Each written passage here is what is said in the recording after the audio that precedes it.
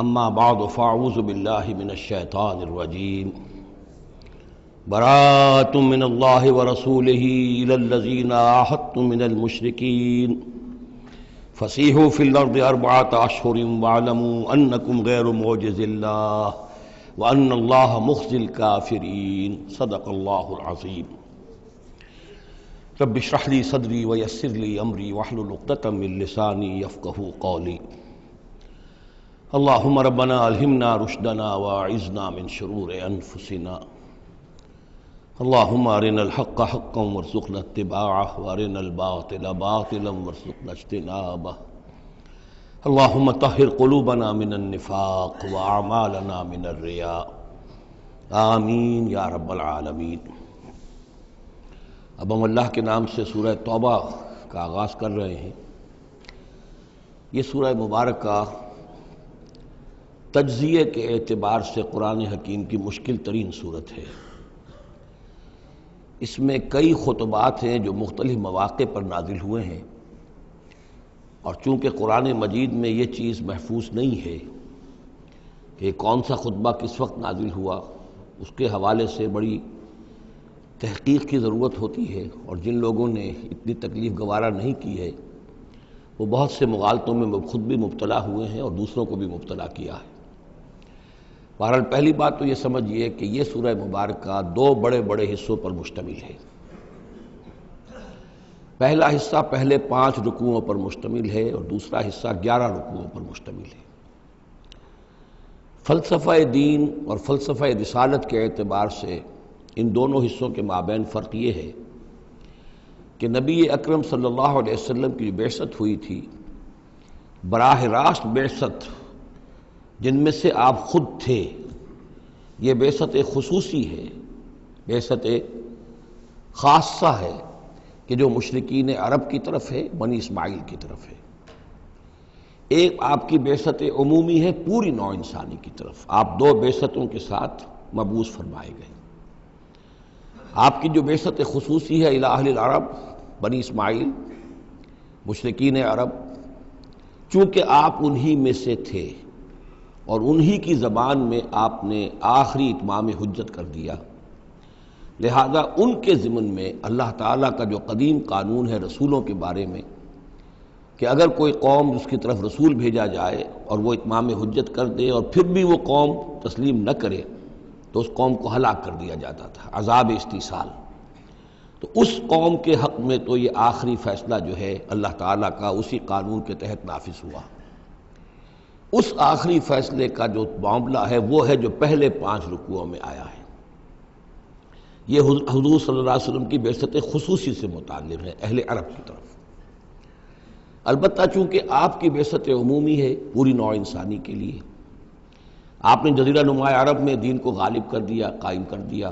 بعثت خصوصی کا تو گویا کہ آخری مقصد آخری درجے میں مکمل ہو گیا، لیکن یہ بعثت عمومی کے کام کا آپ نے آغاز فرمایا ہے صلح حدیبیہ کے بعد۔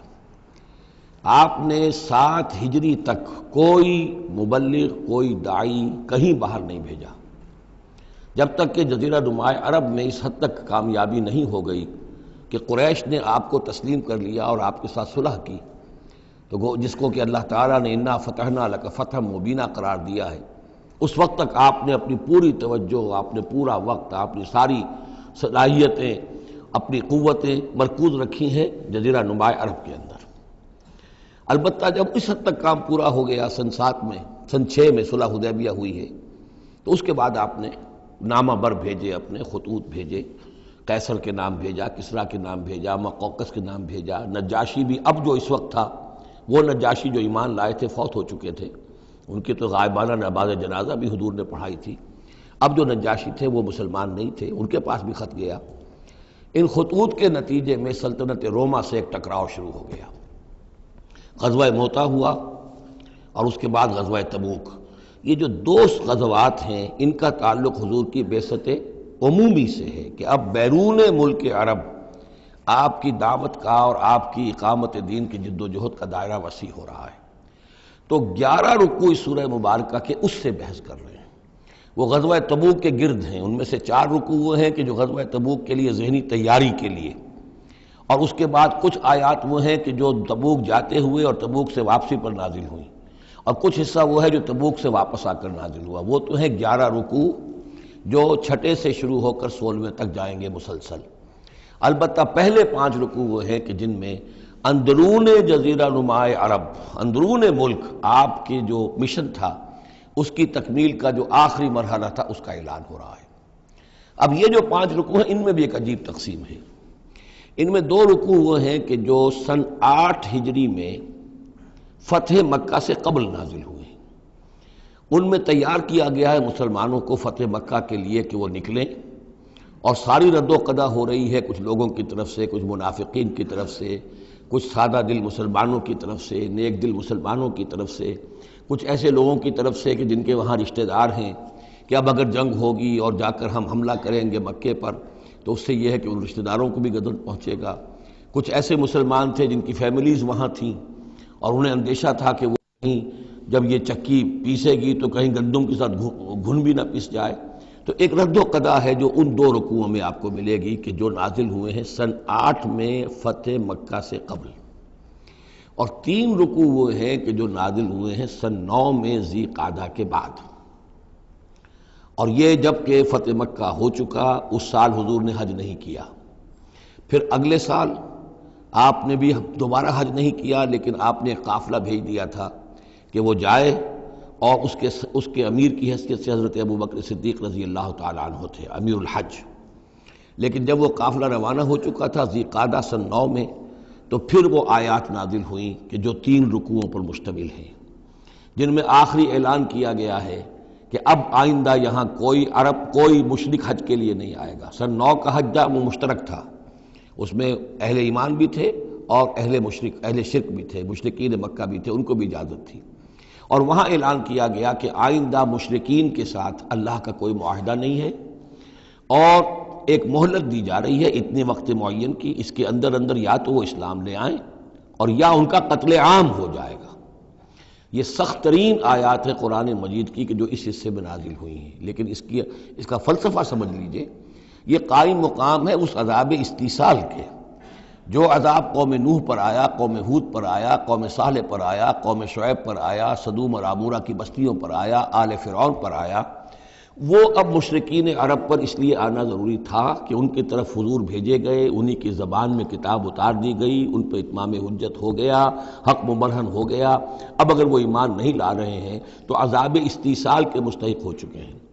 البتہ یہ کہ انہیں پہلی قسط جو دی گئی عذاب کی وہ تو غزوہ بدر کی شکل میں تھی، اب آخری یہ ہے کہ چیلنج کر دیا گیا کہ اب اتنی مدت کے اندر اندر اگر تم ایمان لے آؤ گے تو تمہاری خیریت ہے، نہیں لاؤ گے تو تمہیں قتل کر دیا جائے گا۔ اور اس میں خود بخود امپلائڈ تھی یہ بات کہ اگر تم نہ ایمان لانا چاہو نہ قتل ہونا چاہو تو جزیرہ نماء عرب کو خیر بات کہہ کے چلے جاؤ، جہاں سینگ سمائے چلے جاؤ، اب عرب میں نہیں رہ سکتے۔ اس جزیرہ نماء عرب کو پاک کر دیا جائے گا شرک سے۔ تو 2 رکوع وہ 3 یہ۔ اب اس میں ایک اور کمپلیکیشن ہے، یہ 2 رکوع پہلے اور 3 رکوع بعد میں، ترتیب زمانی تو یہ ہے، ان 3 رکوعوں کا ایک رکوع پہلے نکال کے لے آیا گیا ہے۔ جیسے میں نے کہا تھا کہ سورہ انفال میں ایک آیت جو تھی کہ جو بڑی اہم تھی اور جو بڑی یوں سمجھیے کہ ایک حساس مسئلے پر تھی کہ مال غنیمت کا کیا ہوگا، اس کو پہلے لے آئے، حالانکہ اس کا اصل حکم، اس کی اصل بحث جو ہے وہ سورت کے اندر چل رہی ہے، جا کے وسط میں آ رہی ہے۔ اسی طریقے سے قرآن کا اسلوب ہے کہ جو خاص بہت اہم شے تھی، اگرچہ وہ ان 3 رکوعوں سے متعلق ہے جو بعد میں نازل ہوئے ہیں، لیکن ان کو پہلے سب سے پہلے صورت میں رکھ دیا گیا ہے۔ تو گویا کہ پہلے 5 رکوع بھی 3 حصوں میں ہیں۔ پہلا رکوع جو 6 آیات پر مشتمل ہے، یہ وہ 6 آیات ہیں جن کو دے کر حضرت علی کو بھیجا حضور نے صلی اللہ علیہ وسلم، وہاں جا کر حج کے اعلان کرو، اعلان عام کر دو میری طرف سے کہ اب مشرکین کے ساتھ کوئی معاہدے نہیں۔ اس کے بعد وہ 2 رکوع ہیں جو ایک سال پہلے جو ہے نازل ہوئے ہیں فتح مکہ سے قبل۔ پھر 2 رکوع وہی ہیں کہ جو ان 6 آیات کے تسلسل میں ہیں جو ذی قعدہ سن 9 ہجری میں نازل ہو رہے ہیں۔ تو یہ 3 حصوں میں پہلے 5 رکوع ہیں، لیکن ان 5 رکوعوں کا تعلق محمد الرسول اللہ صلی اللہ علیہ وسلم کی بعثت خصوصی کا جو تکمیلی مرحلہ ہے در حقیقت اس سے ہے۔ برات من اللہ ورسولہ، اعلان برات ہے، لا تعلقی کا اعلان ہے اللہ اور اس کے رسول کی طرف سے، الی الذین عاہدتم من المشرکین، ان لوگوں کی جانب جن سے اے مسلمانوں تم نے مشرکوں میں سے معاہدے کیے ہیں۔ اللہ کی طرف سے سارے معاہدے ختم۔ البتہ یہ بڑا کیٹیگوریکل سٹیٹمنٹ جو آیا ہے، اس کے بعد اس کے اندر تھوڑی تھوڑی وہ جو ہے تفصیل جب آئے گی تو اس میں رعایتیں دی گئی ہیں، لیکن اعلان ایسا ہے۔ اور اس صورت سے پہلے، یہ واحد صورت ہے قرآن مجید کی جس سے پہلے آیت بسم اللہ نہیں ہوتی، اور اس کا سبب یہ بیان کیا ہے حضرت علی رضی اللہ تعالیٰ عنہ نے کہ یہ صورت تو ننگی تلوار لے کر نازل ہوئی ہے۔ آیت بسم اللہ میں تو اللہ کے نام ہے الرحمن الرحیم، تو یہ صورت جو ہے یہ تو ننگی تلوار لے کر نازل ہوئی ہے۔ اہل شرک کے لیے جو اعلان اس میں کیا گیا ہے کہ ان کو قتل کیا جائے گا، قتل عام ہوگا، تو گویا کہ اس کے مضامین جو ہیں اللہ تعالیٰ کی وہ رحمانیت اور رحیمیت کے ساتھ بظاہر ان کی مناسبت نہیں ہے، اس لیے اس صورت سے قبل آیت بسم اللہ نہیں لکھی جاتی۔ واللہ عالم۔ برات من اللہ ورسولہ الی الذین عاہدتم من المشرکین، اعلان برات ہے، اعلان لا تعلقی ہے اللہ اور اس کے رسول کی طرف سے ان تمام لوگوں سے کہ جن سے مسلمانوں نے معاہدے کیے۔ فسیحوا فی الارض اربعۃ اشہر، تو گھوم پھر لو اس زمین میں، یعنی اس جزیرہ نما عرب میں 4 مہینے کی تمہیں مہلت دی جا رہی ہے۔ وَاعْلَمُوا أَنَّكُمْ غَيْرُ مُعْجِزِ اللَّهِ، اور جان لو کہ تم اللہ کو عاجز نہیں کر سکتے، اللہ کو شکست نہیں دے سکتے۔ وَأَنَّ اللَّهَ مُخْزِي الْكَافِرِينَ، اور اللہ تعالیٰ کافروں کو رسوا کر کے رہے گا۔ اب ان کے لیے یہ آخری جو ہے قسط جو ہے اللہ تعالیٰ کی طرف سے عذاب کی وہ آ کر رہے گی۔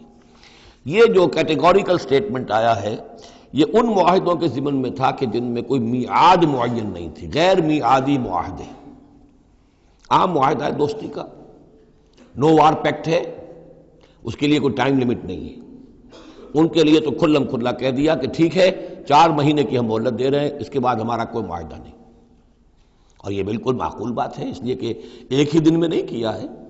وہ بات بھی ہو گئی کہ معاہدہ پہلے جو ہے ان کی طرف پھینک دیا گیا، فَأَنبِذْ عَلَيْهِمْ عَلَىٰ سَوَاءٍ، اعلان کیا جا رہا ہے، اور پھر ایک دن میں اقدام بھی نہیں ہو رہا، 4 مہینے دیے جا رہے ہیں۔ تو یہ ہے معاملہ ان کا جو معاہدے غیر میعادی تھے جن میں کوئی مدت معین نہیں تھی۔ وَأَذَانٌ مِّنَ اللَّهِ وَرَسُولِهِ إِلَى النَّاسِ يَوْمَ الْحَجِّ الْأَكْبَرِ، اور اعلان عام ہے اللہ اور اس کے رسول کی طرف سے لوگوں کی جانب حج اکبر کے دن، یوم الحج الاکبر، بڑے حج کے دن۔ بڑے حج سے مراد حج ہے، یہ ہمارے ہاں جو عام خیال ہے کہ جمعے کو حج ہو تو حج اکبر ہے، یہ بغیر کسی بنیاد کے ہے۔ اصل میں عمرہ جو ہے وہ حج اصغر ہے، اور جو حج ہے وہ حج اکبر ہے۔ عمرہ بھی ایک چھوٹا حج ہے، تو وہاں اکبر اور اصغر اس اعتبار سے ہوتے ہیں۔ تو یوم الحج الاکبر، جب جو حج آ رہا ہے اس دن، ان اللہ بریء من المشرکین ورسولہ، اعلان عام، چونکہ حج میں تو تمام اطراف و اکناف جو ہیں جزیرہ نما عرب کے وہاں سے لوگ آئے ہوئے ہیں، تو اعلان عام ہو جائے گا کہ اللہ تعالیٰ بری ہے، الگ ہے، اس کا کوئی معاہدہ مشرکین کے ساتھ نہیں ہے، نہ صرف اللہ بلکہ اس کے رسول بھی۔ وَإِن تُبْتُمْ فَهُوَ خَيْرٌ لَكُمْ، اور اگر تم باز آ جاؤ، توبہ کر لو تو تمہارے لیے بہتر ہے، اسی میں خیریت ہے۔ وَإِن تَوَلَّيْتُمْ، اگر تم پیٹھ موڑ لو گے، روگردانی کرو گے، فَاعْلَمُوا أَنَّكُمْ غَيْرُ مُعْجِزِ اللَّهِ، تو سن رکھو تم اللہ کو عاجز نہیں کر سکتے، تم اللہ کو شکست نہیں دے سکتے۔ وَبَشِّرِ الَّذِينَ كَفَرُوا بِعَذَابٍ أَلِيمٍ، اور ان کافروں کو اے نبی بشارت دے دیجئے دردناک عذاب کی۔ إِلَّا الَّذِينَ عَاهَدتُّم مِّنَ الْمُشْرِكِينَ، اب یہاں ایک استثناء ہو رہا ہے، یہ ہے جن کے ساتھ میعادی معاہدے تھے، 2 سال کا معاہدہ ہے، 1 سال کا معاہدہ ہے، 6 ماہ کا معاہدہ ہے، اس کو مستثنیٰ رکھا۔ غیر میعادی معاہدہ تھا، یہ اعلان کر دیا اور 4 مہینے کی مہلت دے دی۔ جو میعادی تھا اس کو فرمایا الا الذین عاہدتم من المشرکین، ہاں اس کے سوا وہ لوگ ہوں گے کہ جن سے تم نے مسلمانوں مشرکین میں سے جن سے معاہدے کیے، ثم لم ینقصوکم شیئا، پھر انہوں نے کوئی کمی نہیں کی، کوئی شے جو ہے جو بھی شرائط تھی اس میں سے کسی میں کوئی کمی نہیں کی، وہ اپنے معاہدے کی شرائط کی پابندی کرتے رہے۔ وَلَمْ يُظَاهِرُوا عَلَيْكُمْ، اور نہ تم پر تمہارے دشمنوں کی کوئی مدد کی، احدن کسی کی بھی، فَأَتِمُّوا إِلَيْهِمْ عَهْدَهُمْ، تو ان کے لیے ان کی مدت مکمل کر دو، اِلَى مُدَّتِهِمْ، جو بھی مدت ہے، کسی کی 2 سال کی ہے، کسی کی 6 مہینے کی ہے، تو جو میعادی معاہدہ ہے اس کی بشرطے کہ ان کی طرف سے کوئی خلاف ورزی نہ ہوئی ہو تو ان کی مدت جو ہے وہ پوری کر دو۔ ان اللہ یحب المتقین، یقیناً اللہ تعالیٰ تقوی والوں کو پسند کرتا ہے۔ فَإِذَا انْسَلَخَ الْأَشْهُرُ الْحُرُمُ، جب یہ مہینے جو رعایت کے مہینے ہیں، پناہ کے مہینے ہیں، یعنی دو شکلیں ہو گئی، جیسے عورت کی جو عدت ہوتی ہے، فرض کیجئے کہ طلاق دی گئی تو ایک عدت تو یہ ہے کہ 3 ماہ جو ہے یا 3 حیض آ گئے، لیکن اگر وہ اگر حاملہ ہے تو وضع حمل تک وہ عدت رہے گی۔ اسی طریقے سے جن لوگوں کا کوئی میعاد مقرر نہیں تھی، ان کے لیے 4 مہینے مقرر کر کے اور ان کے معاہدوں کا اعلان کر دیا۔ جن کی میعاد مقرر تھی، کہا کہ جیسے ہی میعاد ختم ہوگی پھر معاہدہ نہیں ہوگا، اب یہ رینیو نہیں ہوگا، لیکن یہ کہ اس مدت کی تکمیل کر دی جائے گی۔ فَإِذَا انسَلَخَ الْأَشْهُرُ الْحُرُمُ، اور جب یہ محترم مہینے سمجھ لیجئے، اس لیے کہ اب یہ ان کے لیے جو امان کے مہینے ہیں جو تمہیں دے دیے گئے ہیں، جب یہ ختم ہو جائیں گے، فَاقْتُلُوا الْمُشْرِكِينَ حَيْثُ وَجَدتُّمُوهُمْ، تو قتل کرو ان مشرکوں کو جہاں پاؤ۔ یہ سخت ترین الفاظ ہیں۔ وَخُذُوهُمْ، پکڑو ان کو، وَاحْصُرُوهُمْ، گھیراؤ کرو ان کا، وَاقْعُدُوا لَهُمْ كُلَّ مَرْصَدٍ، اور ہر جگہ گھات لگا کر بیٹھو ان کو پکڑنے کے لیے۔ یہ آخری ہے جو گویا کہ ان کی رسوائی۔ اب ظاہر بات ہے یہ آیات پڑھ کر سنائی گئی، مشرکین موجود تھے، اس سے بڑی رسوائی اور کیا ہوگی؟ کس انداز میں اب انہیں چیلنج کیا جا رہا ہے؟ یہ رسوائی، واللہ مخزی الکافرین، اللہ ان کافروں کو رسوا کر کے رہے گا۔ حضرت علی کو بھیجا گیا اس لیے کہ قافلہ روانہ ہو چکا تھا، پھر یہ آیتیں اتری ہیں 6، تو ان آیتوں کو دے کر حضور نے بھیجا کہ علی جاؤ اور میرے نمائندے کی حیثیت سے حج کے اجتماع میں تم اعلان کرو، اس لیے کہ عرب کا رواج یہ تھا کہ کسی بڑی شخصیت کی طرف سے اتنا بڑا اعلان وہ کوئی اس کا قریبی عزیز کر سکتا تھا۔ تو وہ قافلہ حج جو ہے کہیں پڑاؤ پر تھا، درمیان میں حضرت علی پہنچے، امیر تھے حضرت ابوبکر رضی اللہ تعالی عنہ۔ تو جب حضرت علی وہاں پہنچے ہیں تو پہلا سوال کیا حضرت ابوبکر نے، امیر او مامور، آپ امیر بنا کر بھیجے گئے یا مامور؟ اگر تو مجھے معذور کر کے آپ کو امیر بنا کر بھیجا ہے حضور نے تو آپ یہاں بیٹھیے، میں ادھر بیٹھوں گا، لیکن اٹ مسٹ بی نون ہو از ہو، اور اگر آپ مامور ہیں میں ہی امیر ہوں تو بھی ٹھیک ہے، لیکن معلوم ہونا چاہیے۔ یہ نظم کا معاملہ ہے دین کے اندر، جماعتی زندگی، اور مسلمانوں کا حال یہ ہو گیا کہ سب سے زیادہ غیر منظم قوم دنیا میں مسلمانوں کی۔ یہاں یہ کہ آتے ہی پہلی بات یہ ہو رہی ہے امیرون اور مامورون، بات طے ہو جانی چاہیے۔ آپ امیر ہو کر آئے ہیں تو میں چارج دیتا ہوں آپ کو، اور مامور ہے تو مجھے معلوم ہونا چاہیے۔ ان کا مامورون، میں مامور ہی بنا کے بھیجا گیا ہوں، امیر الحج آپ ہی ہیں، البتہ ان آیات کا اعلان میں کروں گا حضور کی طرف سے حج کے اجتماع میں، اس میں یہ اعلان ہو رہا ہے۔ فَإِذَا انسَلَخَ الْأَشْهُرُ الْحُرُمُ فَاقْتُلُوا الْمُشْرِكِينَ حَيْثُ وَجَدتُّمُوهُمْ وَخُذُوهُمْ وَاحْصُرُوهُمْ وَاقْعُدُوا لَهُمْ كُلَّ مَرْصَدٍ فَإِن تَابُوا وَأَقَامُوا الصَّلَاةَ وَآتَوُا الزَّكَاةَ، پھر اگر وہ توبہ کریں، نماز قائم کریں، زکوٰۃ ادا کریں، فَخَلُّوا سَبِيلَهُمْ، تو ان کا راستہ چھوڑ دو، کھول دو، مسلمان ہو گئے۔ ان اللہ غفور الرحیم، یقیناً اللہ غفور الرحیم ہے۔ وَإِنْ أَحَدٌ مِّنَ الْمُشْرِكِينَ اسْتَجَارَكَ، اور اگر مشرکین میں سے کوئی شخص آپ سے پناہ طلب کرے، حتیٰ یسمع کلام اللہ، اتنا بڑا ہمیں الٹیمیٹم دے دیا گیا ہے، بہت سے لوگ ہوں گے ابھی تک انہوں نے توجہ کی ہی نہیں، سوچا ہی نہیں محمد کیا کہہ رہے ہیں، کیا دعوت ہے۔ اب یہ کہ تمام جزیرہ نماء عرب کے لوگوں کو اتنا بڑا الٹیمیٹم آ گیا ہے تو وہ سنجیدگی سے سوچنے پہ مجبور ہوئے کہ یہ کیا بات ہے، کیا دعوت ہے جس کے لیے ہمیں یہ الٹیمیٹم دے دیا گیا۔ تو اگر ان میں سے کوئی آپ سے امن مانگے، امان مانگے، پناہ طلب کرے تاکہ وہ آپ کے پاس آ کر اللہ کا کلام سنے، حتیٰ یسمع کلام اللہ، یہ آیت میں نے کوٹ کی تھی تعارف قرآن میں کہ قرآن اللہ کا کلام ہے، وہ اس حوالے سے حتیٰ یسمع کلام اللہ، یہاں تک کہ وہ آپ کے پاس آئیں، اللہ کا کلام سنیں، ثم ابلغہ مامنا، پھر انہیں ان کی امن کی جگہ پر پہنچا دیں۔ یہ نہ ہو کہ وہیں کہہ گیا اب کرو فیصلہ، اسلام قبول کرتے ہو کہ نہیں کرتے، ورنہ تمہاری گردن اڑاتے ہیں، نہیں، وہ امان لے کر آیا تھا، کلام اللہ سننا چاہتا تھا، اب فیصلہ وہ جو بھی کرے لیکن اس کو جا کر اپنے گھر اس کے امن کی جگہ تک پہنچا دو۔ ثم ابلغہ مامنا ذالک بانہم قوم لا یعلمون، اور یہ اس لیے کہ یہ لوگ ہیں کہ جو علم نہیں رکھتے، انہیں پتہ ہی نہیں ہے، یہ ابھی تک غافل ہی رہے، انہوں نے سنجیدگی سے سوچا ہی نہیں ہے کہ یہ دعوت کیا ہے۔ یہ 6 آیات جو ہیں ان کا سلسلہ اب جڑے گا چوتھے رکوع کے ساتھ جا کر۔ اب جو دوسرا رکوع اور تیسرا رکوع آ رہے ہیں یہ ہیں کہ جو سن 8 ہجری میں فتح مکہ سے قبل نازل ہوئے، اور اس میں مسلمانوں کو آمادہ کیا جا رہا ہے قریش کے خلاف جنگ کرنے کے لیے۔ اگرچہ جنگ بالفعل نہیں ہوئی لیکن کیا معلوم تھا، ممکن ہے خوریزی ہو جائے، ممکن ہے مکے کی گلیاں جو ہیں وہ خون کی ندیاں جو ہیں اس میں بہنے لگیں، سارے اندیشے تھے۔ وہ تو جو ہو گیا وہ تو بعد میں معلوم ہوا کہ کیا ہوا ہے، لیکن بہرحال اس میں جو ریلیکٹنس تھی، کچھ لوگوں میں بربنائے منافقت، کچھ لوگوں میں بربنائے شرافت اور ایک سادہ لوحی، کچھ لوگوں میں اس وجہ سے کہ ان کے اعزاء اور اقربا وہاں تھے اور انہیں اندیشہ یہ تھا کہ کہیں وہ گیہوں کے ساتھ وہ گھن بھی نہ پس جائے۔ کیف یکون للمشرکین عہد عند اللہ وعند رسولہ، اصل میں یوں ذہن میں رکھیے کہ جو صلح حدیبیہ ہوئی تھی اس کو خود قریش کے حلیف قبیلے نے توڑ دیا، اور اب حضور صلی اللہ علیہ وسلم سے سیرت میں آپ نے پڑھا ہی ہوگا کہ ابو سفیان جو سردار ہیں مکے کے، وہ آئے ہیں چل کر یہ درخواست لے کر کہ حضور اس صلح کی تجدید کر دیجئے۔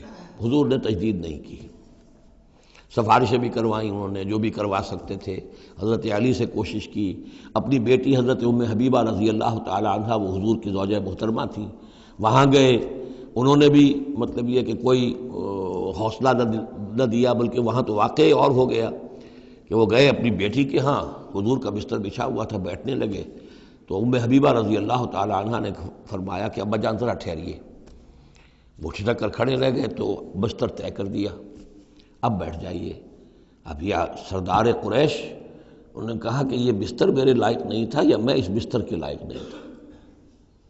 حضرت ام حبیبہ فرماتی ابا جان آپ اس بستر کے لائق نہیں ہیں، یہ نبی کا بستر ہے اور آپ ناپاک ہیں، آپ مشرک ہیں، تو اب کیا کہیں، ان سے سفارش کرو میری۔ معلوم ہوا کہ وہ ساری گئے تو تھے اس لیے کہ بیٹی سے سفارش کروا دیں گے تو شاید زبان میں نہ کھل سکی ہو، پر اس وقت ہو سکتا ہے کہ بہت سے لوگوں نے یہ چیمے گوئیاں کی ہو کہ دیکھیے اچھی بات نہیں ہے، صلح اچھی بات ہوتی ہے، اب یہ قریش کا سردار آیا ہے، گڑ گڑا رہا ہے، سفارشیں کروا رہا ہے، تو صلح کر لینی چاہیے، کیوں صلح نہیں کر رہے حضور؟ اس کو پس منظر میں رکھیے، تب یہ آیتیں آپ کی سمجھ میں آئیں گی۔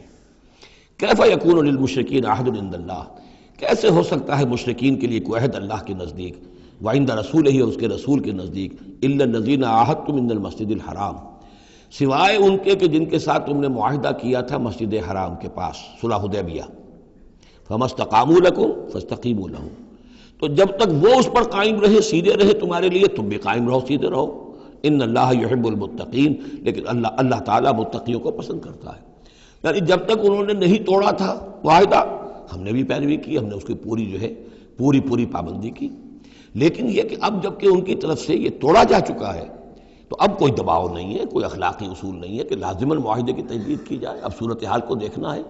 حضور کو پورا اندازہ ہو چکا تھا کہ اب ان مشرکین میں اتنا دم نہیں ہے کہ وہ مقابلہ کر سکیں، تو معاہدے کا مطلب کیا ہوتا کہ کفر اور شرک کو ایک فریش لیز آف ایگزسٹنس دے دیا جائے۔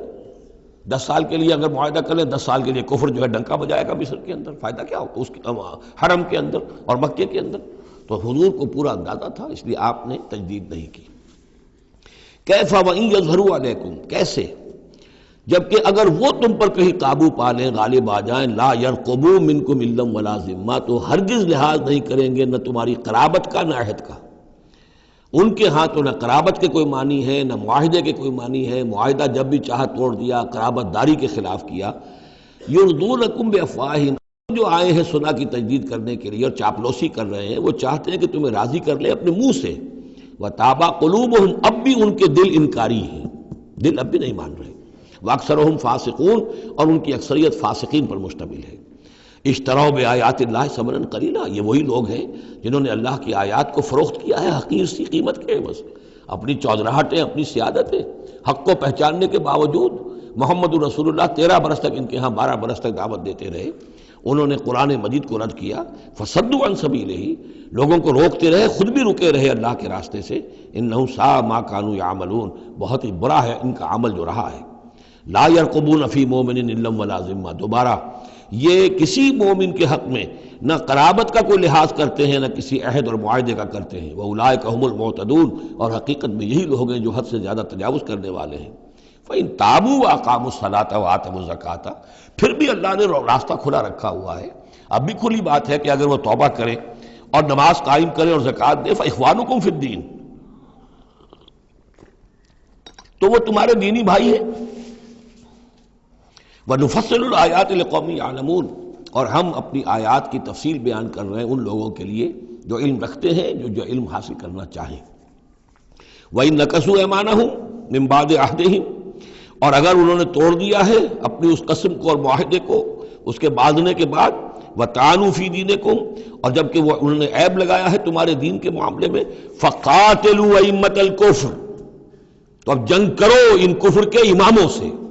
یہ ہے الفاظ جو بہت نوٹ کرنے کے۔ ائمۃ الکفر کون تھے جزیرہ نما عرب میں؟ کافر تو سب تھے، مشرک سب تھے۔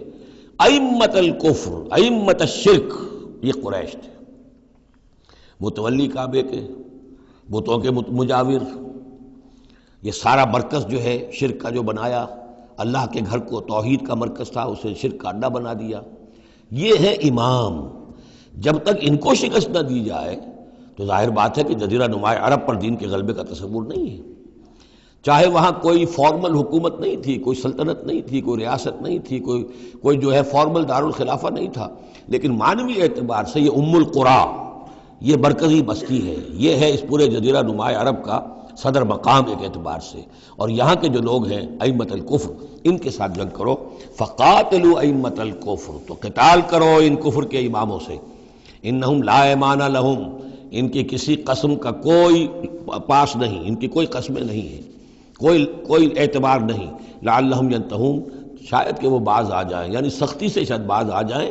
اے مسلمانوں، نرمی کے ساتھ وہ باز آنے والے نہیں ہیں۔ الا تقاتلون قوما نکثوا ایمانہم، کیا ہو گیا تمہیں؟ تم جنگ نہیں کرنا چاہتے ایسی قوم سے جنہوں نے اپنے عہد کو توڑا؟ معاہدہ انہوں نے توڑا ہے، مسلمانوں نے تو نہیں توڑا، نہ مسلمانوں کے حلیف قبیلے نے توڑا، انہوں نے وعدہ جو کیا تھا اس کو توڑا ہے۔ تو کیا ہو گیا تمہیں؟ شرافت کی وجہ سے یا بزدلی کی وجہ سے یا منافقت کی وجہ سے یا اور کسی سبب سے تم ان سے جنگ نہیں کرنا چاہتے؟ الا تقاتلون، کیا تم قتال نہیں کرنا چاہتے قوماً اس قوم سے نکثوا ایمانہم، جنہوں نے اپنی قسمیں توڑی، وہموا باخراج الرسول، یہی تو ہے کہ جنہوں نے رسول کو مکے سے نکلنے پر مجبور کیا، وہم بدؤکم اول مرہ، اور انہوں نے ہی آغاز کیا تھا۔ ظاہر بات ہے کہ کتنا مسلمانوں کو ستایا تھا مکے میں، مسلمانوں میں سے بعضوں کو شہید کیا تھا مکے میں، کتنوں کو تکلیفیں دی تھی، ٹارچر کیا تھا، پرسیکیوٹ کیا تھا، انہوں نے کیا پہلی مرتبہ۔ اتخشونہم، اب دیکھیے یہ ہے وہ سرچنگ کوسچن، اے مسلمانوں کیا ان سے ڈر رہے ہو؟ یہ کوئی بزدلی ہے جو تم پر طاری ہو گئی ہے؟ قریش کے خلاف اقدام سے گھبرا رہے ہو؟ اتخشونہم فاللہ احق ان تخشوہ ان کنتم مؤمنین، تو اگر تم مومن ہو تو اللہ زیادہ حقدار ہے کہ تم اس سے ڈرو۔ اب یہ اس کا حکم ہے، تمہیں اقدام آخری کرنا ہے۔ قاتلوہم، کرو جنگ ان سے، یعذبہم اللہ بایدیکم، اللہ تعالی عذاب دے گا انہیں تمہارے ہاتھوں، ویخزہم، اور ان کو رسوا کرے گا، وینصرکم علیہم، اور تمہاری مدد کرے گا ان کے خلاف، ویشف صدور قوم مومنین، اور اہل ایمان کے سینوں کو کی جلن کو دور کر دے گا، ٹھنڈک عطا فرمائے گا۔ یعنی اب بھی مکے میں ایسے لوگ تھے کہ جن پر ٹارچر ہو رہا تھا، وہ جو ضعیف تھے، جو نہیں کر سکتے تھے، سفر نہیں کر سکتے تھے، یا خواتین تھیں، تو ان کے اوپر جو بھی ظلم ہو رہے تھے، تو جب ان لوگوں کی اب درگت بنے گی تو ان کے بھی دلوں کو کچھ ٹھنڈک ملے گی، اور ان کو بھی کچھ نہ کچھ ان کے احساسات جو ہیں اس کے اندر کچھ سکون ہوگا۔ وَيُذْهِبْ غَيْظَ قُلُوبِهِمْ، ان کے دلوں میں جو غصہ بھرا ہوا، غم بھرا ہوا، اللہ تعالیٰ اسے نکالے گا۔ وَيَتُوبُ اللَّهُ عَلَىٰ مَن يَشَاءُ، اور اللہ توبہ نصیب کر دے گا جس کو چاہے گا توبہ کی توفیق دے دے گا۔ وَاللَّهُ عَلِيمٌ حَكِيمٌ، اور اللہ تعالیٰ علیم اور حکیم ہے۔ اب تیسری مرتبہ وہ آیت آ گئی ہے قرآن میں، ام حسبتم ان تترکوا، ام حسبتم ان تدخلوا الجنة ولما يأتكم مثل الذين خلوا من قبلكم مستهم البأساء والضراء وزلزلوا حتى يقول الرسول والذين معه متى نصر الله الا ان نصر الله قریب۔ اسی طرح پھر یہ آیت ہے 214 سورہ بقرہ کی، 142 سورہ آل عمران کی، ام حسبتم ان تدخلوا الجنة، اب یہ تیسری مرتبہ ہے، ام حسبتم ان تترکوا، یہ آیت نمبر 16 ہے، 1 اور 6 کو بھی جمع کریں گے تو 7 بنے گا۔ ام حسبتم ان تترکوا، تم چھوڑ دیے جاؤ گے، ولما یعلم اللہ الذین جاہدوا منکم، ابھی تو اللہ نے دیکھا ہی نہیں کون ہے تم میں سے حقیقتاً جہاد کرنے والے۔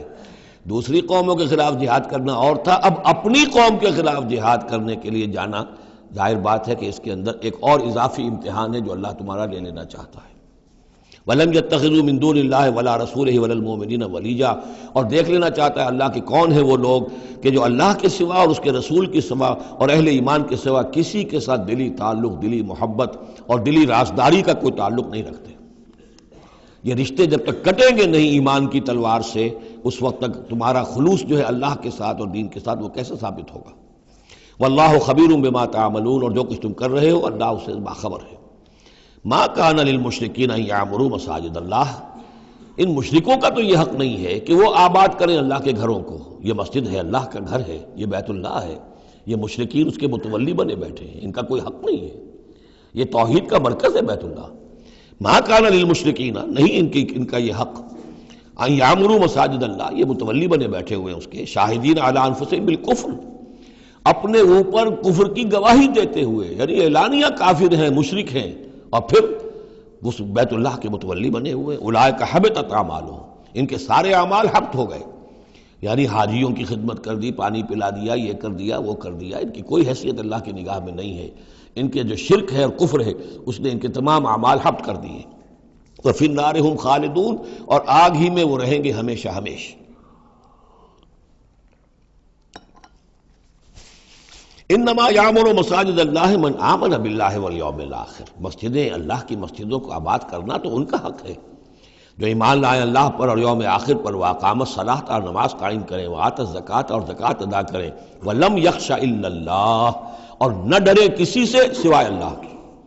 فعسیٰ اولئک ان یکونوا من المہتدین، تو ایسے لوگ ہیں کہ جن کے بارے میں توقع ہے کہ وہ راہ یاب ہوں گے اور منزل مراد تک پہنچ جائیں گے۔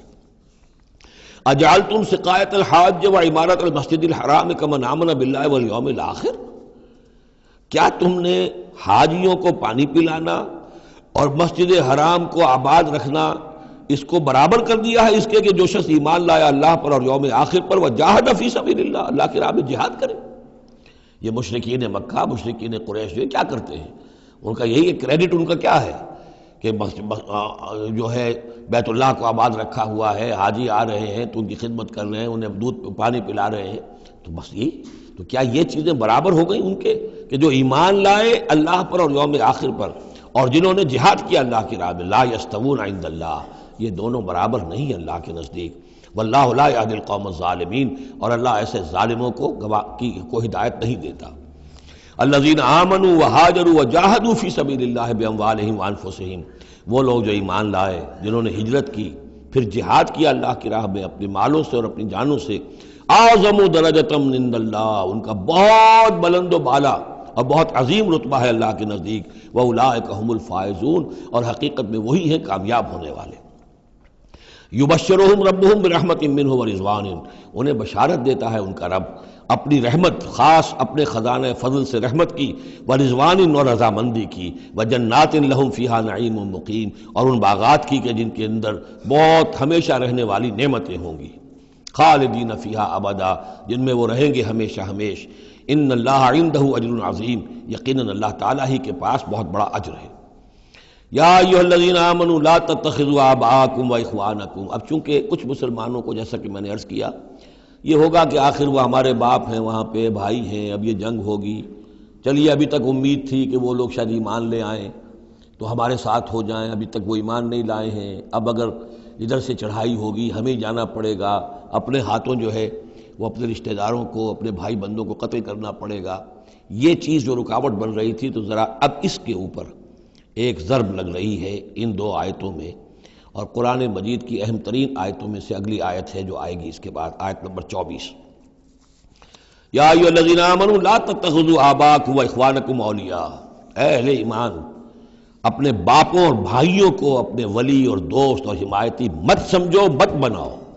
ان استحبوا الکفر علی الایمان، اگر انہوں نے ایمان کے مقابلے میں کفر کو پسند کیا ہے، اگر اب بھی تمہارے دل میں ان کے لیے محبت ہے اور تمہارے دل میں وہ تعلق جو ہے موجود ہے، تو اس کا مطلب یہ ہے کہ پھر ایمان کے ساتھ رشتہ تمہارا مضبوط نہیں ہے، اللہ کے لیے غیرت نہیں ہے، دین کے لیے، توحید کے لیے غیرت نہیں ہے۔ یا ایھا الذین آمنوا لا تتخذوا آباءکم واخوانکم اولیاء ان استحبوا الکفر علی الایمان ومن یتولہم منکم، تو جو کوئی بھی ان کے ساتھ وہ ولایت کا تعلق رکھے گا، دوستی اور جو پشت پناہی کا، فَأُولَٰئِكَ هُمُ الظَّالِمُونَ، تو خود وہ بھی پھر ظالموں میں شریک ہو جائیں گے۔ اب وہ آیت آ رہی ہے، خاصی طویل آیت ہے اور یہ بہت ہی اہم آیت ہے۔ قل، اے نبی ان سے کہہ دیجئے، ان کان آباؤکم وابناؤکم واخوانکم وازواجکم وعشیرتکم واموال اقترفتموها وتجارۃ تخشون کسادها ومساکن ترضونها احب الیکم من اللہ ورسولہ وجہاد فی سبیلہ فتربصوا حتی یاتی اللہ بامرہ واللہ لا یہدی القوم الفاسقین۔ اے نبی ان سے کہہ دیجئے، اگر ہو تمہیں تمہارے باپ اور تمہارے بیٹے اور تمہارے بھائی اور تمہاری بیویاں یا بیویوں کے لیے شوہر اور تمہاری برادری رشتہ دار، اور وہ مال جو تم نے بہت محنت سے کمائے ہیں، جمع کیے ہیں، وہ تجارت جس کے مندے کا تمہیں خطرہ رہتا ہے، ڈرتے رہتے ہو، اور وہ حویلیاں اور وہ محل جو تم نے بنائے ہیں تمہیں بہت پسند ہیں، مساکن ترضونہا، اگر یہ 8 چیزیں محبوب تر ہیں، احب الیکم، ان 8 کی محبت زیادہ ہے تمہارے دلوں میں، من اللہ و رسولہ و جہاد فی سبیلہ، اللہ کی محبت، رسول کی محبت، اللہ کی راہ میں جہاد کی محبت، اگر یہ 3 محبتیں کم ہیں، وہ زیادہ ہیں، فتربصوا، تو جاؤ انتظار کرو، دفع ہو جاؤ، فتربصوا، جاؤ انتظار کرو، حتی یاتی اللہ بامرہ، یہاں تک کہ اللہ اپنا فیصلہ سنا دے، واللہ لا یہدی القوم الفاسقین، اللہ ایسے فاسقوں کو راہیاب نہیں کرتا۔ بہت سخت آیت ہے، بہت اہم آیت ہے، بڑی کیٹیگوریکل ہے۔ ہر شخص اپنے باطن میں ایک ترازو نصب کرے، اپنے باطن میں، کسی اور کو نہ ناپیے تولیے، یہ اپنے آپ کو تولیے۔ بل الانسان علی نفسہ بصیرہ، انسان اپنے آپ سے خوب واقف ہے۔ ایک میں ڈالیے پلڑے کے اندر یہ 8 محبتیں، باپوں کی محبت، بیٹوں کی، بھائیوں کی، بیویوں کی یا شوہروں کی، اسپاؤسز کی، یا اس کے بعد رشتہ داروں کی، اور 3 شکلیں ہیں مال کی، وہ مال جو جمع کیا ہے، اور وہ تجارت جو بڑی محنت سے جمائی ہے، اس کا مندے کا اندیشہ رہتا ہے، اور وہ گھر بنائے ہیں، محل بنائے ہیں، کوٹھیاں بنائی ہیں، ولاز بنائے ہیں، بڑے ان کو سجایا ہے، ڈیکوریٹ کیا ہے۔ اگر ان 8 چیزوں کی محبت تمہارے دل میں زیادہ ہے، اللہ کی محبت، اس کے رسول کی محبت، اللہ کی راہ میں جہاد کی محبت سے، یہاں یہ تیسری چیز ہے کانکریٹ۔ پہلی 2 تو آپ کہہ سکتے ہیں میرے دل میں بڑی محبت ہے، آپ کو کیا پتہ، ٹھیک ہے بھائی، ہو سکتا ہے ٹنوں محبت ہو اللہ کی آپ کے دل میں، اور رسول کا بھی عشق ہو سکتا ہے کہ ٹنوں ہو آپ کے دل میں، لیکن تیسری محبت تو نظر آ جائے گی، اللہ کی راہ میں جہاد کی محبت کتنی ہے۔ اگر یہ 3 محبتیں ہلکی ہیں، وہ پڑنا بھاری ہے، فتربصوا حتی یاتی اللہ بامرہ، تو جاؤ انتظار کرو یہاں تک کہ اللہ اپنا فیصلہ سنا دے، اور اللہ ایسے فاسقوں کو، ایسے ناہنجاروں کو، ایسے سرکشوں کو اللہ تعالی ہدایت نہیں دیتا۔ یہ سیلف اسیسمنٹ سکیم ہے، ہر شخص خود اپنا جائزہ لے، کہاں کھڑا ہے، اس کی allocation of time, allocation of energies, اپنی صلاحیتیں کہاں لگا رہا ہے، کہاں کھپا رہا ہے، کس کام میں لگا رہا ہے۔ اسی کو پھر علامہ اقبال نے ایک شعر میں جمع کر دیا ہے، یہ مال و دولت دنیا، یہ رشتہ و پیوند، بتان وہم و گما لا الہ الا اللہ۔ مال و دولت دنیا کی 3 شکلیں، دولت جیسے بھی ہو، ایسٹس ہوں، بینک بیلنس ہو، سٹاکس ہوں، جو بھی ہو، یہ مال و دولت دنیا۔ نمبر 2 جائیداد ہے، نمبر 3 بزنس ہے یا کیریئر ہے، پروفیشن ہے، اور رشتہ و پیوند جو سب سے قریبی ہو سکتے ہیں، باپ، بیٹا، بھائی اور سپاؤس، اور جو بھی اور رشتہ دار ہیں۔ یہ مال و دولت دنیا، یہ رشتہ و پیوند، بتان وہم و گما، یہ صرف بت ہیں، ہمارے اپنے وہم کے، توہم کے، ان کی کوئی حقیقت نہیں ہے۔ بتان وہم و گما لا الہ الا اللہ، اگر لا الہ الا اللہ کی شمشیر سے ان بتوں کو آپ توڑ نہیں دیں گے، اور جب تک ٹھیک ہے حق ہے ان کا، بیوی کا حق ہے، اولاد کا حق ہے، ان لنفسک علیک حقا، لیکن وہ تابع رہے، ان 3 چیزوں کے تابع رہے، تب تک ٹھیک ہے۔ اور اگر ان 3 چیزوں سے وہ اوپر چلا گیا، کوئی بھی ایک بھی، تو بس وہ توحید ختم ہے، اب وہ شرک ہے۔ لقد نصرکم اللہ فی مواطن کثیرۃ ویوم حنین، اور اے مسلمانوں تمہاری اللہ نے مدد کی بہت سے مواقع پر، اور خاص طور پر یوم حنین۔ اب ظاہر بات ہے کہ یہ حصہ وہ ہے جو نازل ہو رہا ہے، جو کہ ہم کون سے رکوع میں پہنچ گئے؟ چوتھے رکوع میں پہنچ گئے. تو چوتھا اور پانچواں پھر وہ ہے جو ذی قعدہ سن 9 میں نازل ہو رہا ہے. تیسرا رکوع جہاں ختم ہوا وہ 2 رکوع ختم ہو گئے کہ جو قریش پر حملے کے ضمن میں اور مکے کی طرف اقدام کے ضمن میں جو رد و قدا ہو رہی تھی، اور وہ فتح مکہ سے پہلے نازل ہوئے سن 8 ہجری میں، رمضان سے قبل. اب یہ پھر وہی سلسلہ جڑ گیا جو 6 آیتیں ہم پہلے پڑھائے ہیں ذی قعدہ سن 9 ہجری میں جو نازل ہوئی اسی کے ساتھ. اب ظاہر بات ہے کہ اس وقت جو ہے غزوہ حنین بھی ہو چکا تھا. لقد نصرکم اللہ فی مواطن کثیرۃ، اللہ نے تمہاری مدد کی ہے مسلمانوں بہت سے مواقع پر. ویوم حنین، حنین کے دن بھی کی. اذ اعجبتکم کثرتکم، جب کہ تمہیں اپنی کثرت پر ناز ہو گیا تھا. اب یہ بھی یہ نہ سمجھیے کہ سب مسلمانوں کو ہو گیا تھا. حضور جب فتح مکہ کے وقت آئے ہیں مکے میں تو 10,000 مسلمان آپ کے ساتھ تھے. پھر اس کے بعد آپ نے جب طائف پر حملے کا فیصلہ کیا اور اس کے بعد آپ میدان میں نکلے اور حنین کی جنگ ہوئی ہے تو 12,000 کا لشکر آپ کے ساتھ تھا. 10,000 وہ تھے اور 2,000 یا تو وہ لوگ تھے جو فتح مکہ کے بعد ایمان لائے، 9 مسلم سمجھ لیجئے اسی وقت جو ایمان لائے، اور یا ابھی وہ مشرک ہی تھے لیکن چونکہ اب وہ رعایا ہو گئے مسلمانوں کی تو وہ بھی گویا کہ شریک تھے اس میں ان کے خادموں اور معاونین کی حیثیت سے. 12,000 کا یہ لشکر جب گزر رہا تھا ایک وادی سے، اور اس وادی کے دونوں طرف پہاڑیاں تھیں، تو جو تیر انداز تھے اور وہ بہت ہی نشانے والے لوگ تھے تو انہوں نے مورچے بنا رکھے تھے پہاڑیوں کے اوپر، ان کے اوپر سے تیروں کی بوچھاڑ آئی ہے. تو یہ نشیب میں ہے، وادی میں ہے، اوپر سے بیراج آ رہا ہے، اس کے نتیجے میں بھگدڑ مچ گئی. بعض روایات میں تو آتا ہے کہ حضور کے ساتھ صرف 30-40 آدمی رہ گئے. علامہ شبلی نے یہی لکھا ہے 30-40 آدمی رہ گئے. لیکن سید سلیمان ندوی نے پھر اپنے استاد سے اختلاف کرتے ہوئے اسی میں سیرت النبی میں نوٹ دیا کہ نہیں، 300-400 آدمی رہ گئے تھے. لیکن 300-400 آدمی بھی رہ جائیں 12,000 میں سے تو بھگدڑ بہت بڑی. اس وقت پھر حضور خود اپنی سواری سے اترے ہیں، علم اپنے ہاتھ میں لیا ہے، رجز آپ نے پڑھا ہے، انا النبی لا کذب انا ابن عبد المطلب، میں نبی ہوں اس میں کوئی شک نہیں، چاہے یہ 12,000 میرا ساتھ دے تب بھی نبی ہوں، کوئی ساتھ نہ دے تب بھی نبی ہوں، اور میں عبد المطلب کا بیٹا یعنی پوتا میدان میں موجود ہوں. اس پر پھر یہ کہ آپ نے لوگوں سے کہا کہ پکارو الیہ یا عباد اللہ، الیہ یا اصحاب الشجرہ، الیہ یا اصحاب البدر، کہاں جا رہے ہو اے بدریوں، کہاں جا رہے ہو اے جو صلح حدیبیہ کے وقت جنہوں نے مجھ سے بیعت کی تھی موت کی، بیعت رضوان، کہاں جا رہے ہو؟ پھر لوگ پلٹے ہیں، پھر فتح ہو گئی. اذ اعجبتکم کثرتکم، جب کہ تمہیں اپنی کثرت پر ناز ہو گیا تھا، فلم تغن عنکم شیئا، تو وہ کثرت تمہیں کچھ نہ بچا سکی، کچھ کام نہ آ سکی تمہارے. وضاقت علیکم الارض بما رحبت، اور تم پر زمین اپنی پوری فراخی کے باوجود تنگ آ گئی، تنگ پڑ گئی، تنگ ہو گئی. ثم ولیتم مدبرین، اور پھر تم پیچھے پیٹھ موڑ کر بھاگے. ثم انزل اللہ سکینتہ علی رسولہ، پھر اللہ نے نازل فرمایا اپنی طرف سے سکون اور تسکین اپنے رسول پر، وعلی المومنین، اور اہل ایمان پر. وانزل جنودا لم تروها، اور اس وقت بھی اللہ نے ایسے لشکر بھی اتارے جنہیں تم نے نہیں دیکھا. وعذب الذین کفروا، اور عذاب دیا کافروں کو. وذالک جزاء الکافرین، اور یقیناً یہ کافروں کا بدلہ یہی ہے. ثم یتوب اللہ من بعد ذلک علی من یشاء، پھر اس کے بعد بھی اللہ تعالیٰ توبہ نصیب فرما دے گا اپنے بندوں میں سے جس کو چاہے گا. اللہ غفور اور رحیم ہے. یا ایھا الذین آمنوا انما المشرکون نجس فلا یقربوا المسجد الحرام بعد عامهم ھذا، اہل ایمان یہ مشرک ناپاک ہیں، پلید ہیں، تو اب یہ اس سال کے بعد مسجد حرام کے قریب نہ پھٹکنے پائیں.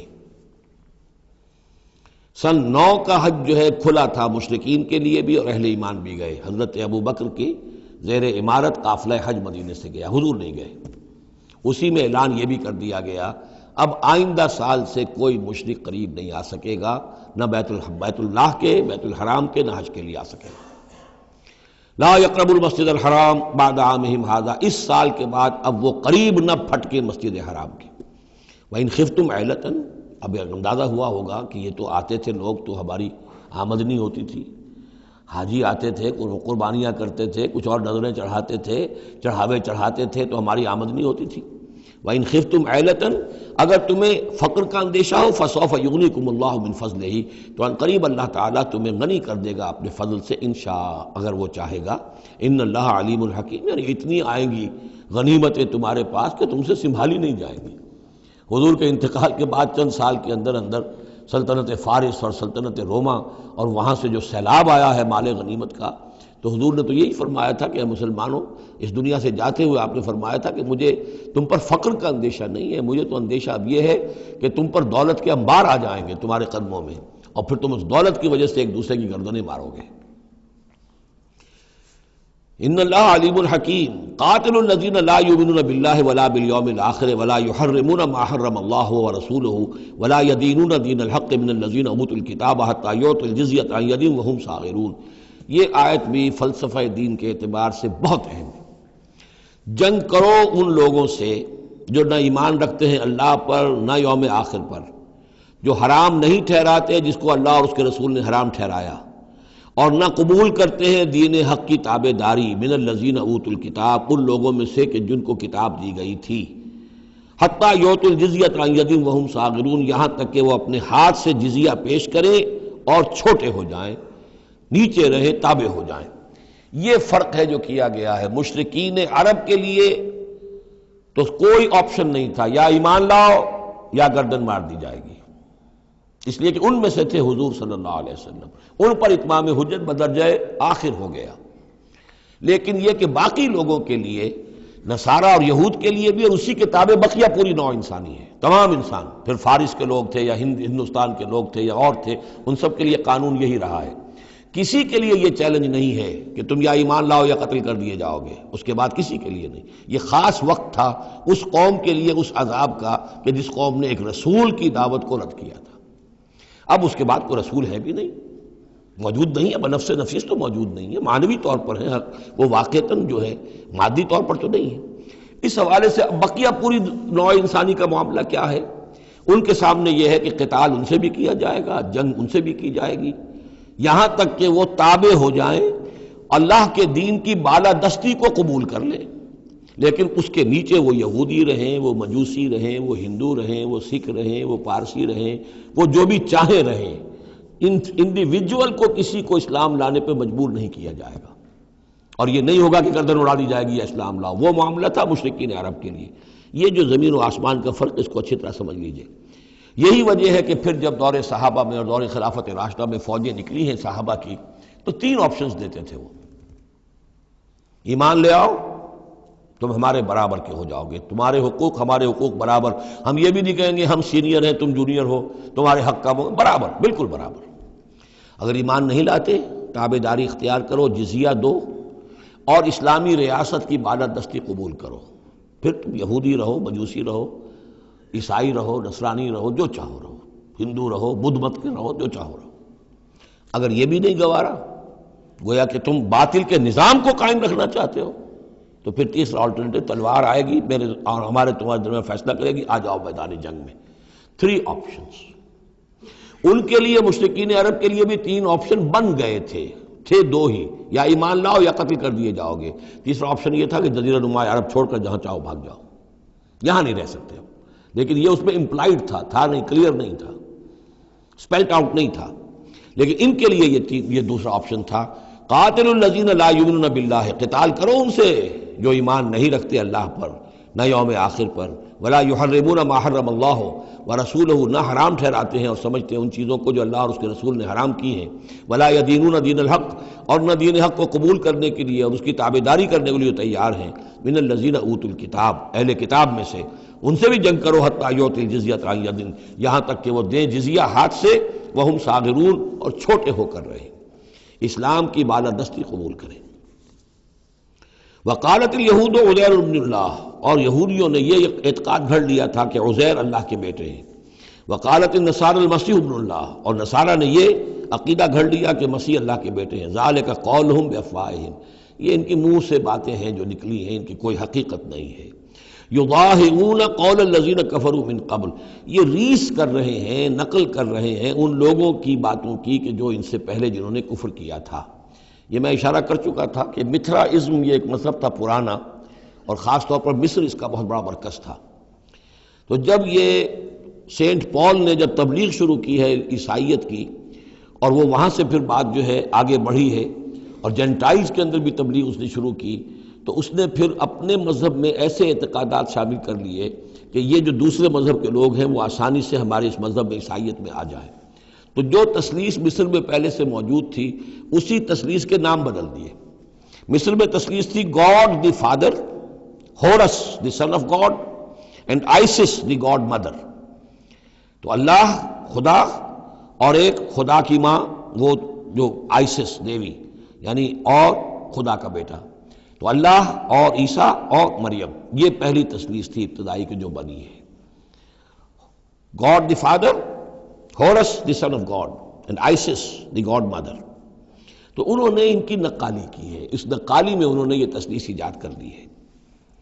قاتلہم اللہ انا یوفکون، اللہ تعالیٰ انہیں قتل کرے، ہلاک کرے، یہ کہاں سے بچلائے گئے ہیں۔ اتخذوا احبارہم ورہبانہم اربابا من دون اللہ۔ دوسری جو سب سے بڑی گمراہی ہوئی عیسائیوں میں وہ یہ ہے کہ انہوں نے اپنے احبار اور رہبان کو بھی رب بنا لیا اللہ کے سوا۔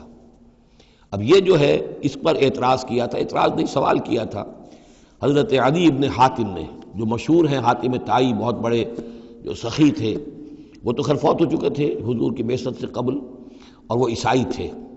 ان کے بیٹے تھے یہ عدی ابن حاتم، یہ ایمان لے آئے، لیکن ایک روز انہوں نے حضور سے پھر یہ کہا کہ حضور یہ بات کچھ سمجھ میں نہیں آئی، قرآن کہتا ہے کہ ہم نے بحیثیت عیسائی اپنے احبار اور رہبان کو اپنا خدا بنا لیا، ارباب بنا لیا، تو ایسی بات تو نہیں ہے، تو اس کا مفہوم کیا ہے؟ تو آپ نے فرمایا کیا یہ صحیح نہیں ہے کہ جس شے کو وہ حلال کہہ دے تم حلال مان لیتے ہو، جس شے کو وہ حرام کہہ دے تم حرام مان لیتے ہو؟ کہ جی یہ تو ہے، تو یہی تو خدا بنا مان لینا ہے۔ یعنی قانون سازی کا حق اللہ کو حاصل ہے، یہاں پوپ صاحب کو پورا اختیار ہے، جو چاہے فیصلہ کر دے۔ تو 2000 سال تک تو حضرت مسیح کو سولی دینے کا الزام یہودیوں پر رہا، اب آ کر اچانک انہوں نے ایک ڈیکری، ایک فرمان کے ذریعے سے بری کر دیا۔ تاریخ کو بدل دیں، حرام کو حلال کر دیں، حلال کو حرام کر دیں۔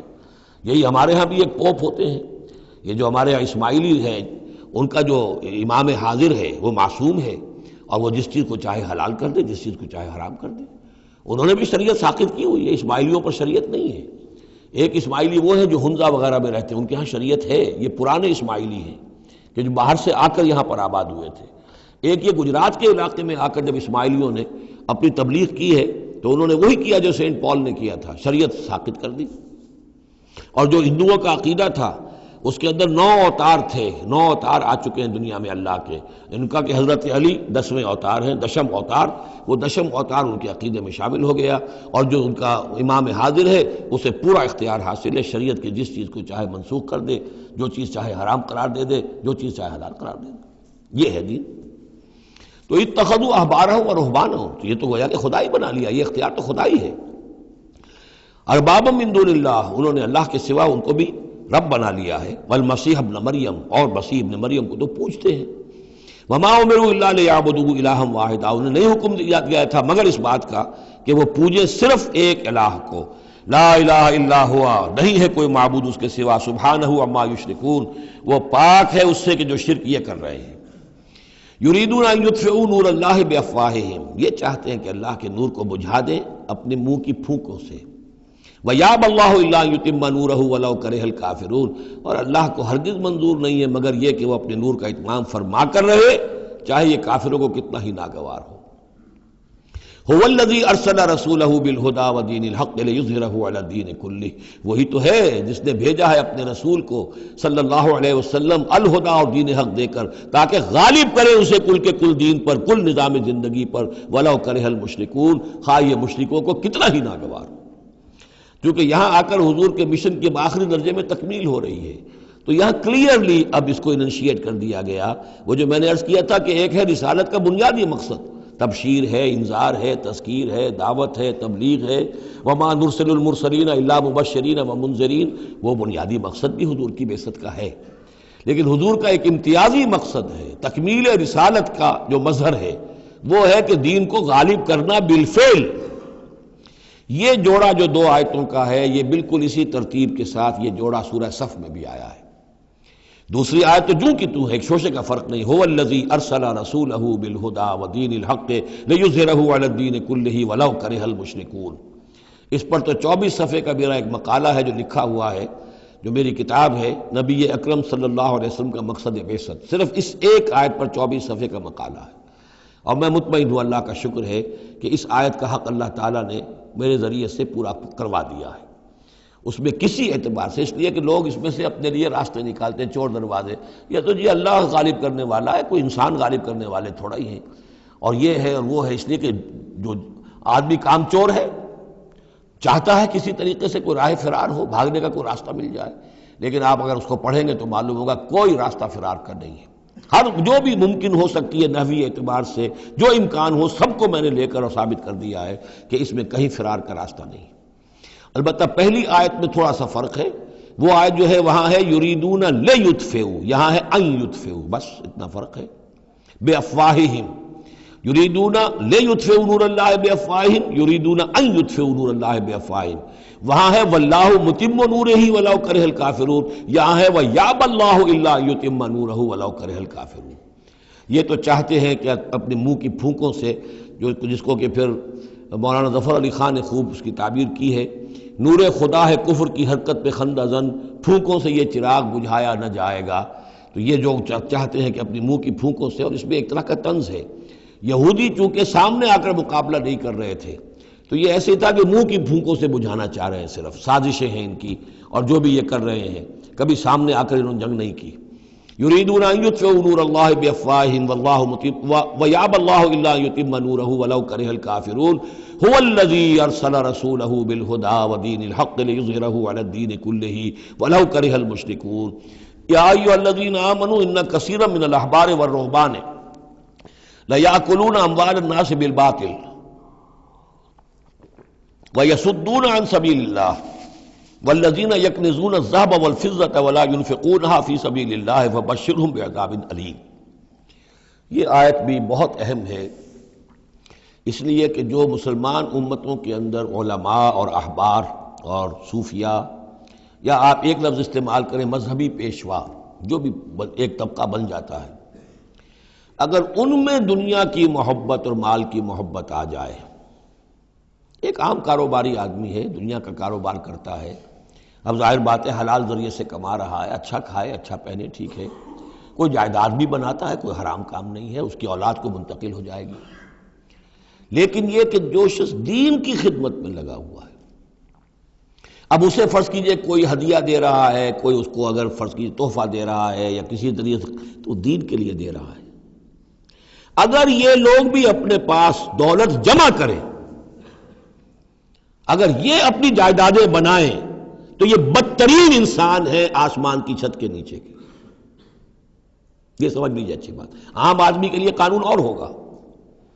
اس حدیث کو ذہن میں لے آئیے، حضور نے فرمایا یوشک ان یاتی علی الناس زمان، مجھے اندیشہ ہے لوگوں پر ایک وقت ایسا آ جائے گا، کیسا آ جائے گا؟ لا یبقى من الاسلام الا اسمہ، اسلام میں سے اس کے نام کے سوا کچھ نہیں بچے گا۔ ولا یبقى من القرآن الا رسمہ، قرآن میں سے اس کے رسم الخط کے سوا کچھ نہیں بچے گا۔ مساجدہم عامرۃ، ان کی مسجدیں آباد بہت ہوں گی، شاندار ہوں گی، وہی خراب من الہدیٰ، ہدایت سے خالی ہوں گی۔ وعلماؤہم شر الناس تحت ادیم السماء، اور ان کے علماء آسمان کی چھت کے نیچے کے بدترین انسان ہوں گے۔ من عندہم تخرج الفتنۃ وفیہم تعود، انہی میں سے فتنہ برآمد ہوگا، انہی میں گھس جائے گا۔ تو یا ایھا الذین آمنوا، اہل ایمان، ان کثیرا من الاحبار والرہبان، یقیناً بہت سے علماء اور درویش، لیاکلون اموال الناس بالباطل، وہ لوگوں کے مال ہڑپ کرتے ہیں باطل طریقے سے، ویصدون عن سبیل اللہ، اور وہ روکتے ہیں لوگوں کو اللہ کے راستے سے، والذین، اور کوئی نئی دعوت اٹھی ہے، کوئی اللہ کا بندہ جو ہے لوگوں کو دین کی طرف بلا رہا ہے، یہ اپنی مسندیں جب خطرے میں دیکھتے ہیں تو نہیں چاہیں گے کہ ہمارے عقیدت مند جو ہے وہ کسی بھی ایسی دعوت کی طرف رخ کریں اور متوجہ ہو جائیں۔ ان کی جائیدادیں بن رہی ہیں، بڑے بڑے ایسٹس بنا رہے ہیں، جب مرتے ہیں تو چھوڑ کر جائیدادیں جاتے ہیں، ان کی اولادوں کے پھر آپس میں مقدمے ہوتے ہیں، جھگڑے ہوتے ہیں۔ فرمایا والذین یکنزون الذہب والفضة، اور وہ لوگ کہ جو دفینے بناتے ہیں، جمع کرتے ہیں اپنے پاس سونا اور چاندی، ولا ينفقونها فی سبیل اللہ، اور وہ خرچ نہیں کرتے اس کو اللہ کی راہ میں، فبشرہم بعذاب علیم، تو ان کو بشارت دے دیجیے عذاب علیم کی، دردناک عذاب کی۔ یوم یحمى علیہا فی نار جہنم، جس دن کہ ان کو تپایا جائے گا ان چیزوں کو جہنم کی آگ میں، فتکویٰ بہا جباہہم، اور اسی سونے اور چاندی کو تپا تپا کر اس سے پھر داغے جائیں گے ان کے ماتھے بھی، وجنوبہم اور ان کے پہلو بھی، وظہورہم اور ان کی پیٹھیں بھی، ھذا ما کنزتم لانفسکم یہ ہے جو تم نے کنز کیا تھا اپنے لیے، جو دولت جمع کی تھی، جو خزانے بنائے تھے، فذوقوا ما کنتم تکنزون تو اب مزہ چکھو اس کا جو تم نے کنز بنایا تھا۔ اس آیت کے بارے میں بعض باتیں اور بھی ہیں، انشاءاللہ وہ پھر اگلے نشست میں بیان کروں گا۔ بارک اللہ لی ولکم فی القرآن العظیم ونفعنی وإیاکم بالآیات والذکر الحکیم۔